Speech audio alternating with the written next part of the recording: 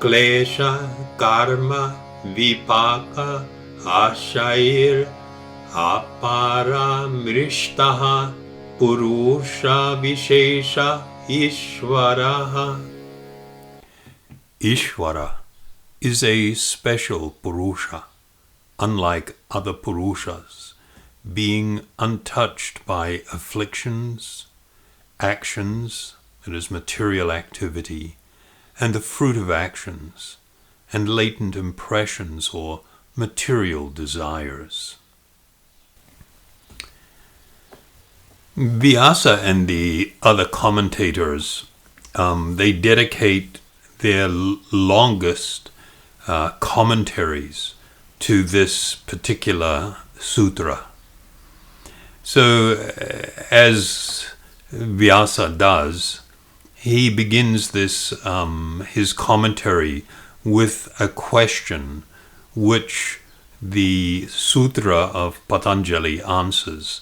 And his question is, now, who is this Ishvara, other than the Purusha and Prakriti?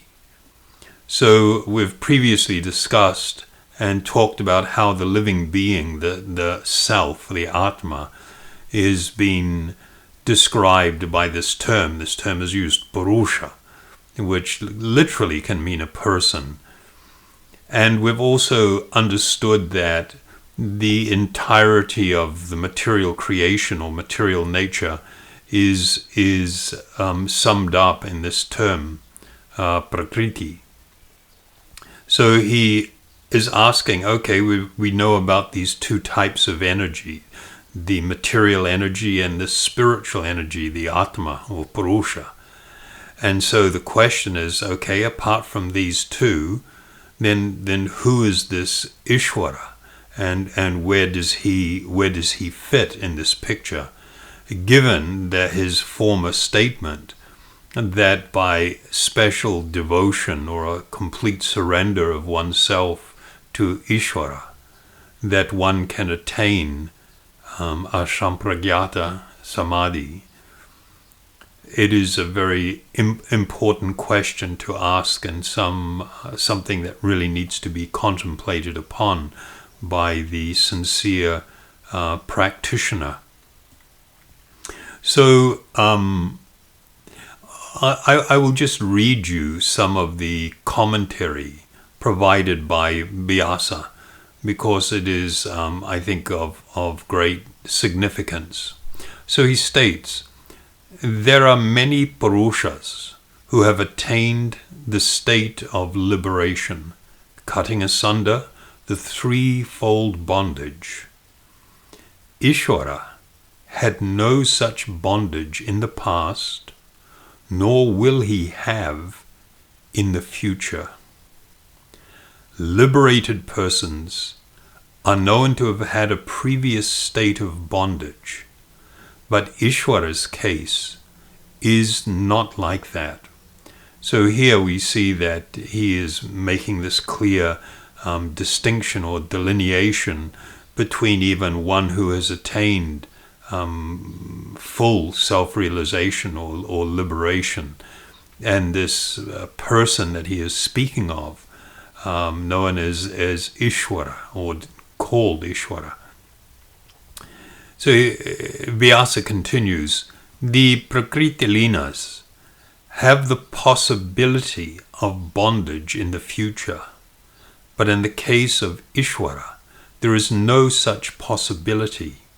Ishvara is always free and always supreme. So here he's given these two examples of the idea of formerly being in a state of bondage and having attained liberation, and those who have are existing in a state of practically merging into the subtle material elements. And as has previously been pointed out, that such a condition or state, one not only can but will in future fall from that condition. So it is not considered perfect liberation. And so he's now clearly making the distinction that Ishvara, whom he is speaking of, fits into neither one of those two categories. There is no question of previous bondage nor any possibility of future bondage. He continues, the question therefore arises whether this perpetual supremacy of Ishvara, on account of the excellence of his self, is something of which there is proof, or is it something without any proof? And the reply is, the scriptures or Shastra are its proof. What is the proof of the genuineness of scriptures? Their genuineness is based on supreme wisdom. The Shastras and their sublime wisdom, which are present in the mind of Ishvara and his preeminence, are eternally related to each other. And for these reasons, Ishvara is always Ishvara. That is, he is omniscient and always liberated. So this, to the Western mind, is probably going to be quite an extraordinary statement that he has made, or an extraordinary point that he's made. The acceptance of this Shastra, this authoritative testimony, as being the highest authority that should be embraced and accepted without question. This concept or idea is not based on the idea of just blindly accepting something that is created by a man, a person, even a very elevated person. As far as the ancient practitioners, the great rishis and sages, the liberated personalities, who have themselves experienced full realization, they have deeply appreciated and passed on this appreciation that these ancient texts have actually descended, this knowledge has descended from a spiritual platform and is free from all inebriety and all material defect. And the wise thing to do is to embrace this authority and to experience for yourself over time, as one practices and perfects these practices, the reality that these instructions, that these words are actually inseparable from Ishvara. They are perfect transcendence. They are, even though appearing in this world, are completely wholly spiritual and wholly transcendental.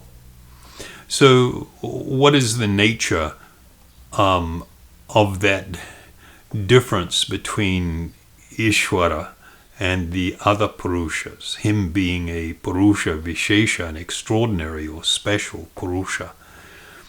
What does it say about him in Shastra? So, I mean, there are literally thousands of examples that we can use, and I've selected a couple in the hope that they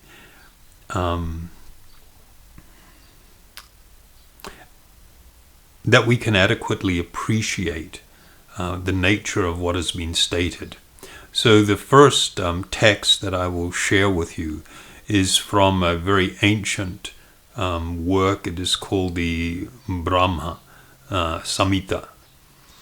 These were prayers. Samhita is literally like a hymn. It's a form of written prose, of scriptural prose, that is written in often elaborate and very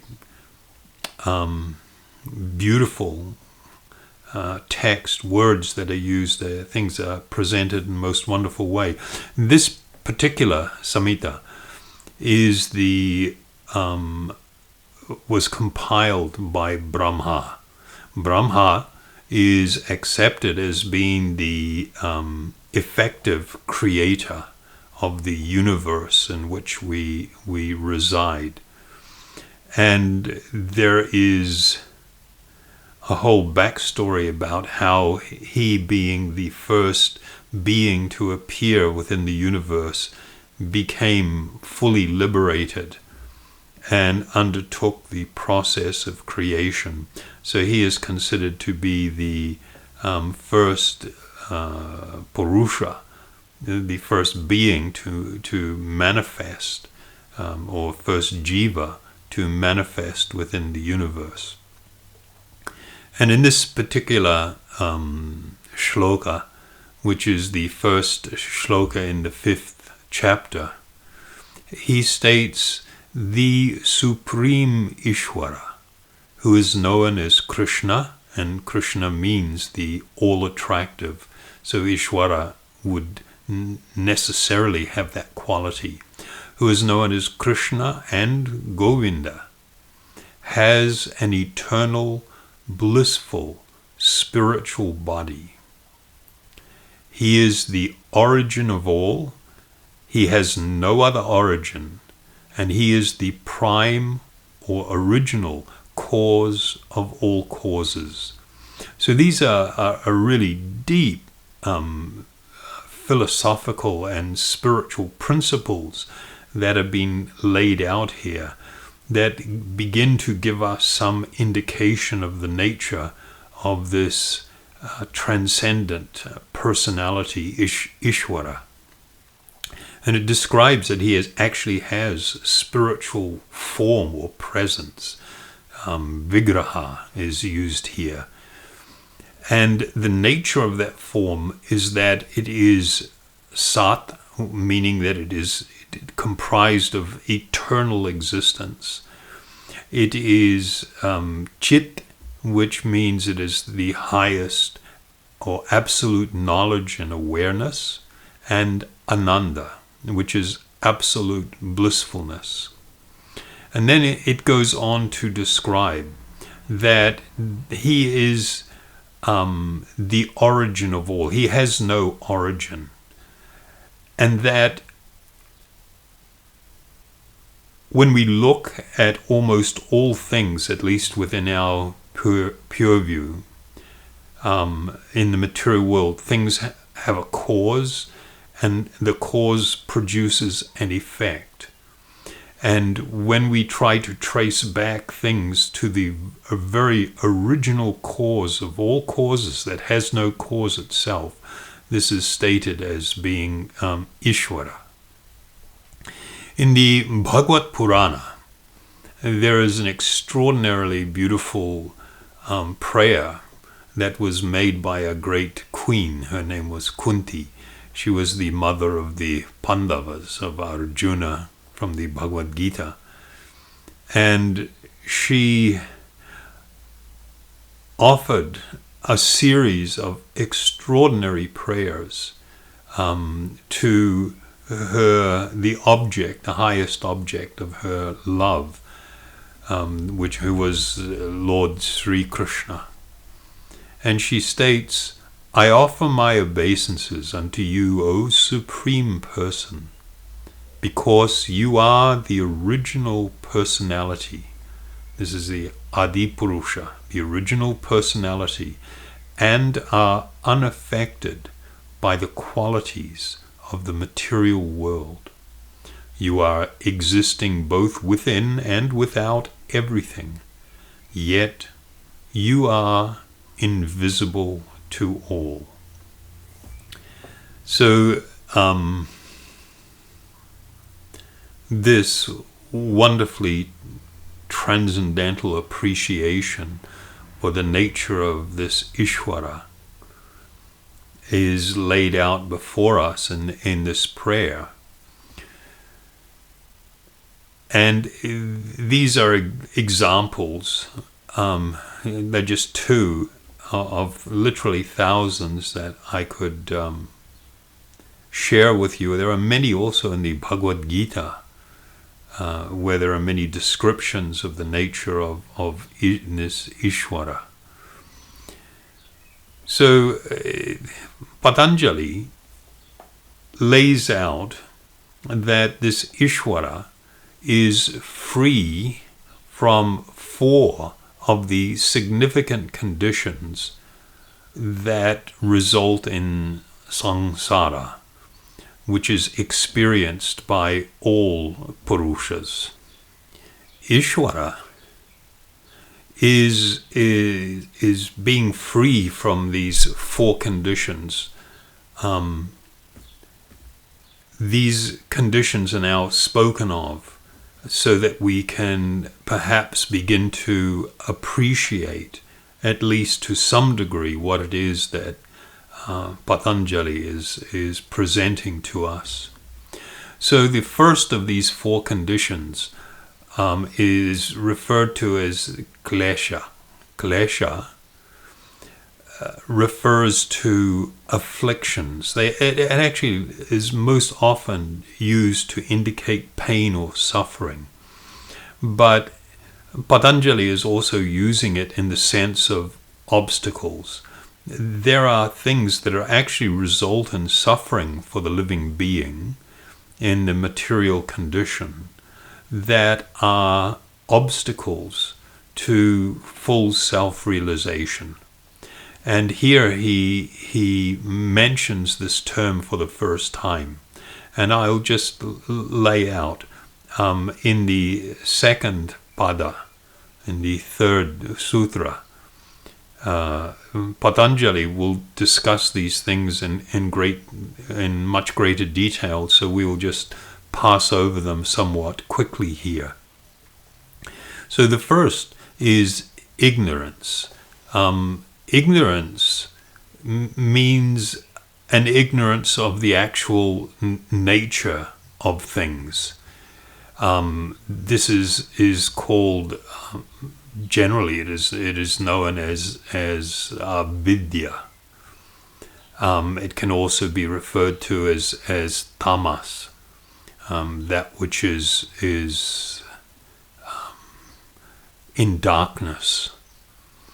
So the first of these items of these kleshas is ignorance, or a lack of knowledge of the true nature of things, meaning the living being, the nature of the world, the nature of the connection between me and other living beings, including Ishvara, who is considered the supreme amongst all beings, and my connection with material nature, with material energy, the material world. The second is the false concept that I am the body or I am the mind. This is a concept that covers all living beings, and it is the actual root of all suffering. It is the root of all misfortune. It is the root of all unhappiness. This false conception and self-realization is this attempt to move beyond this deeply conditioned idea that this body is me, this is who I am, and to try to come to connect in the most profound way, in full realization, with my actual identity as an eternal spiritual being. The third item is the idea of material attachments. The attachments also has a flip side, that is aversion. So the fact that we become attached or adverse to so many things within the material world is one of the items that is responsible for the tremendous and powerful bondage that the living being suffers under. And the fourth item is literally the fear of death. The fear of death, which makes it so one really clings to the body. The reason the living being experiences fear of death, and I'll just add that all forms of fear in this world spring from fear of death. We know, like, if somebody goes to a doctor for a checkup, and then the doctor says he's got the results, and somebody goes in, maybe with their partner or wife or friend or alone, and they're sitting there and the doctor's looking rather serious, and he says, well, we've got the results back from all the testing that we've done, and there are a few things of concern. You are in an advanced state of having cancer. It may be a stage 4 cancer that this person has just found out about.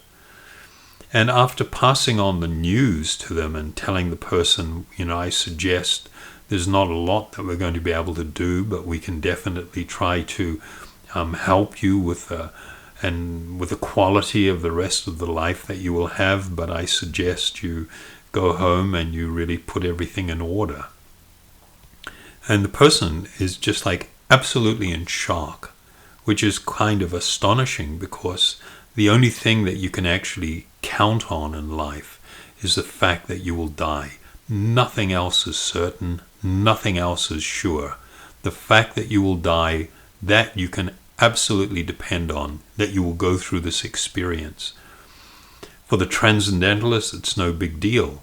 You are simply leaving the body behind. You are experiencing the reality of your own eternal existence, and it's just a little bit of a bother, but it's not a big deal at all. It's not a distraction. The person goes home, and if they had been in the doctor's office alone, they come in and see the wife, and they're all grave, and they say, I've got some bad news. I'm dying of cancer, and there's no way to treat it. It's gone too far. And the instantaneous shock that the wife or other family members or parents or anybody would have, this is all testimony to the fact that everybody carries with them this constant burden of a fear of death. And that fear of death makes it so we want to so much cling to life in the body and cling to the body. It's the most natural thing to be upset about the idea of death, because we are by nature eternal. And because we are eternal, the thought or the idea of everything coming to an end is absolutely unnatural and quite shocking. This wisdom, as is pointed out in the Bhagavad Gita, that I am an eternal spiritual being, can protect one from the worst kinds of fear, it's stated. And it lies in this understanding and appreciation that I am an eternal being. The time that I will spend in this body is temporary, and it will pass. And the idea for a person who is in ignorance and accepts the body as the self, and then to observe a dead body where there is no manifestation of life or any reaction to things, is frightening and shocking for people, only because of this ignorance, where I have accepted the idea that the body is who I am, and seeing the body in that state completely terrifies me. It freaks me out. So this was the first of the 4 items that Patanjali is referring to here, that all lead to or are part of this samsara, this perpetual cycle of birth and death and all of the limitless suffering that is associated with it. The second item that he mentions here is karma. Karma is referring to, literally it means action, but we should understand that there are different types of actions. In the Bhagavad Gita and in other texts, they speak of akarma, they speak of vikarma, which is like spiritual action or non-action. Karma, as it is being used here, refers to materially motivated action based on this foundational principle, this ahankara, the idea that I am something other than the Atma, the spiritual being, that I am whatever. I am old, young, tall, short, fat, hungry, tired, excited, all these things where we describing something that's going on in the body or mind and saying that it is me that is directly experiencing that. This consciousness and the polluted material consciousness that's generated from ahankara leads to seeking to engage in action that will make it so I don't die, actions that will offer some form of sensual or pleasurable stimulation in my search for happiness, actions where I am seeking to love and be loved, to find shelter, all of these things, to greed, lust, anger, everything that arises now from this are all together described as being karma, materially motivated action. So just as a reminder, Patanjali has stated that Ishvara is not affected by the kleshas, he is not affected by karma.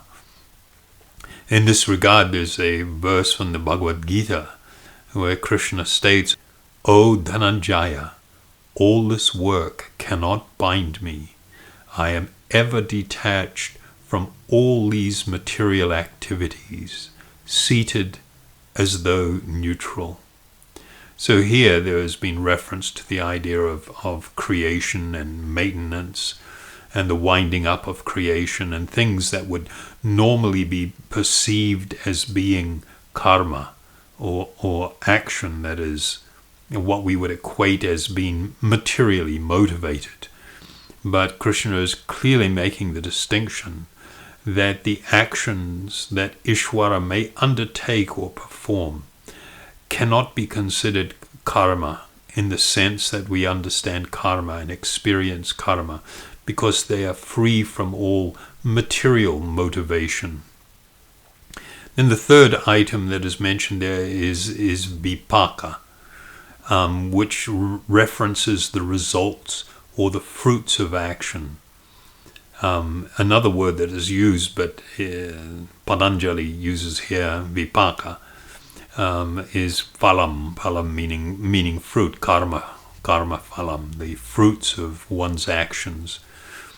The fruits of one's actions make it so that we become perpetually bound to the material world, to material existence, and it perpetuates the cycle of samsara. People have this notion that when they see a brand new baby, a baby is born in its mother's or father's arms, and people are looking at it, and there is this notion that it's like so innocent and it is so pure. What people don't see is that little guy showed up with mountains of baggage, and you just can't see it.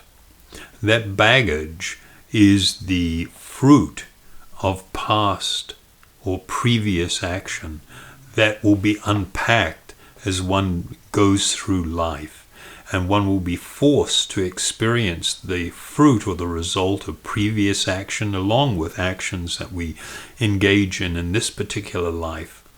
And so it is understood that while a person is engaged in action, they must be bound to material existence in order to experience the fruit or the result of all their actions. And then the fourth item that's mentioned here,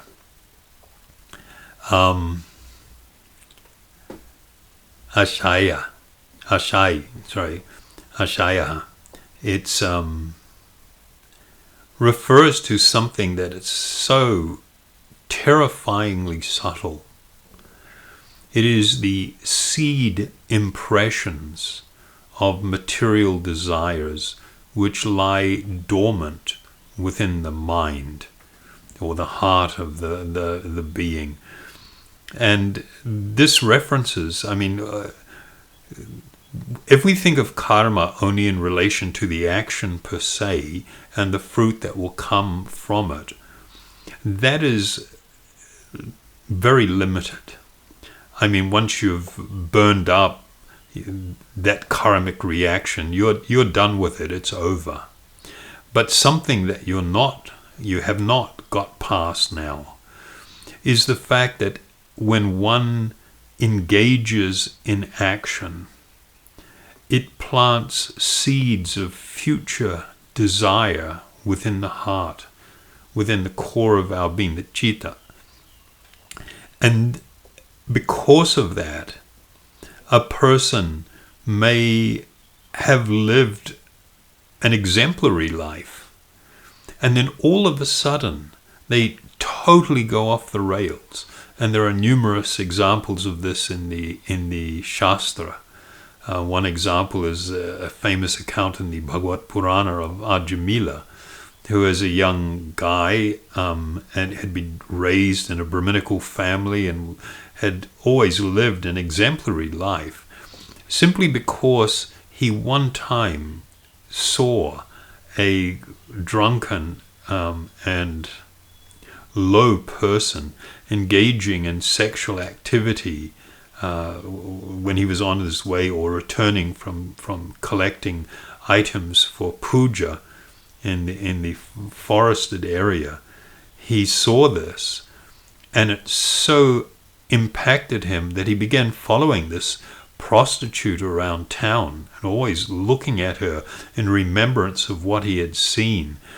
And he plotted and took her in as a maidservant, simply so that he himself could now begin a life of great debauchery that completely unwound him and literally destroyed him in so many ways.